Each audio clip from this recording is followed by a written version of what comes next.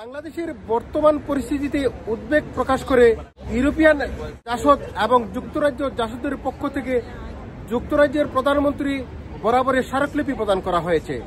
আমি মতিউর রহমান মতিন, ইউরোপিয়ান জাসদের সভাপতি। আজকে আমরা যুক্তরাজ্য জাসদ এবং ইউরোপিয়ান জাসদের পক্ষ থেকে 10 ডাউনিং স্ট্রিটে প্রধানমন্ত্রী কিয়ার স্টারমার বরাবরে একটা স্মারকলিপি হস্তান্তর করেছি।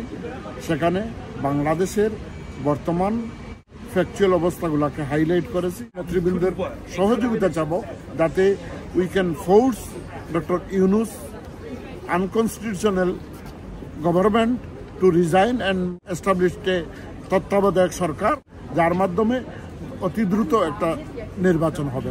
আমি Mujibul Haque Moni, executive president of JASAD UK.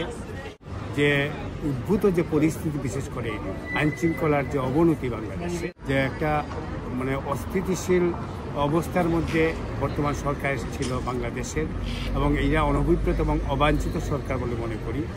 সেই সরকারের যদি এইভাবে চলে তাহলে আমাদের দেশটা অকার্যকর হয়ে যাবে। সোমবার ব্রিটিশ প্রধানমন্ত্রীর কার্যালয়ে 10 ডাউনিং স্ট্রিটে এ সময় উপস্থিত ছিলেন ইউরোপিয়ান জাসদের সভাপতি মতিউর রহমান, যুক্তরাজ্য জাসদের মুজিবুল হক মনি, মোহাম্মদ শাহজাহান এবং সালমা বেগম। আমি মোহাম্মদ শাহজাহান, যুক্তরাজ্য জাসদের ভারপ্রাপ্ত সাধারণ সম্পাদক।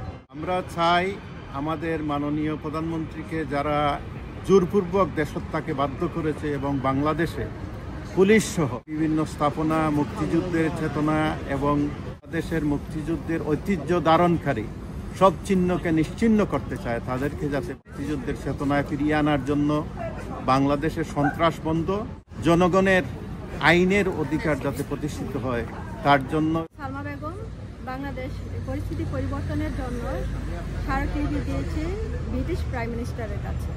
জাসদ নেতৃবৃন্দ বাংলাদেশের মানুষের অধিকার এবং গণতন্ত্র ফিরিয়ে আসবে এমনই প্রত্যাশা রেখেছেন এই স্মারকলিপির মাধ্যমে।